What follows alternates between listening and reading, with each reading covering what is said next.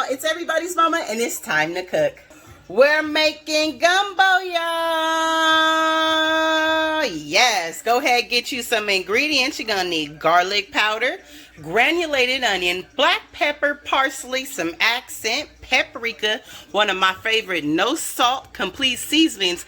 That's actually Mrs. Dash, but from the 99-cent store. We're gonna give you some of this pure gumbo filet. Okay, this is the rooter to the tutor.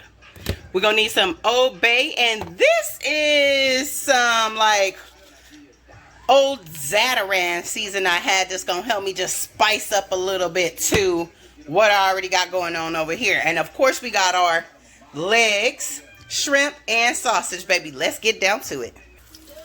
All right, y'all, so we're gonna go ahead and add some butter to our skillet or our pot to get that hot. To that pot, we're going to go ahead and add in our celery, our carrots, and our onions, okay? We're going to have to sweat these bad boys down. It is like the root to all Creole anything. Only thing I'm missing right here is the bell pepper, and I'm leaving out the bell pepper for my own liking because I feel like sometimes bell pepper can be a little bit overbearing. So I'm gonna go ahead and get these veggies in here, and I'm gonna saute and wilt these down so they get translucent. Okay, what I am gonna add to this is a tiny bit of the accent seasoning for flavoring. And like I said, you guys, I love accent when it comes to like seafoods. I don't know why it just does something to it and gives it a better flavor. Okay, so let's go ahead and wilt these bad boys down. All right, so now that our onions and our celery and our carrots have sweated down, let me get into that. See that right there? We're going to go ahead and add our sausage in, okay? I add my sausage in because I like my sausage crispy, you know, a little bit of bite to it. So we're going to add these sausage in here, and we're going to kind of cook them down, let them sweat a little bit, let them get a little crispy, okay? Go ahead, add a little bit of garlic in there to your liking. All right, now I'm going to go in and start adding my seasonings, y'all. I'm going to go ahead with some parsley, and everything we're going to eyeball, okay? You add it to your liking, to your tasting. Go ahead with the black pepper. We're going to go ahead with our granulated onion. And if I had to measure, this would probably be about a teaspoon of all of our ingredients, okay? Let's go ahead and give this a little stir. Because you kind of want to create a little bit of a thick roux going on with these little items here. Next, we're going to go in with our secret ingredient. Well, not really, because you need this to make it. Okay. Go ahead with our gumbo. Our pure gumbo filet. Put that in there. We're going to let our stuff get brown. Oh my goodness, you can smell that. It smells so heavenly. And last but not least, we're going to go on with our Old Bay.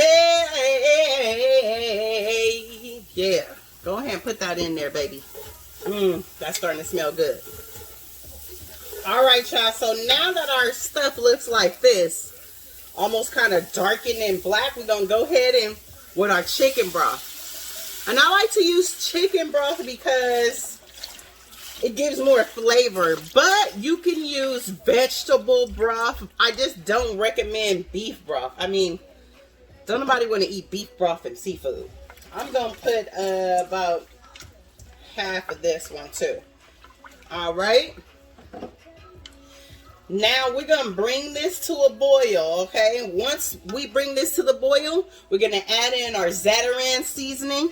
And then we're going to add in our shrimp and crab at the last meat because they don't need to be cooked that long, okay? But oh my God, I wish I could just smell this. I guess since you can't smell it, baby, I'll let you see it. Look at that. Just great flavor, ready to be just gobbled up and swallowed, okay?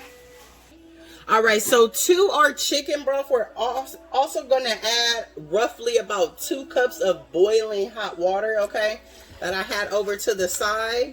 And this is because once we start getting our boil on, a lot of this is kind of gonna reduce out, and I don't want to be stuck with adding water at the end, making things watery. We want it to be flavorful. All right, you guys, now that we got a good boil on that, let me get into that, let you see that there. We are going to add our Zatarain's flavoring. And for those of you who are wondering, like, what Zatarain's flavor is she talking about? You could buy like Gumbo in a box and use that to pour that in here, and that'll help intensify the Gumbo flavors you already created, okay? So now after we have put that in there, we're gonna go ahead and add our shrimp, because we're only gonna cook this for about maybe 15 minutes longer. Now we're gonna go ahead and add our crab legs in.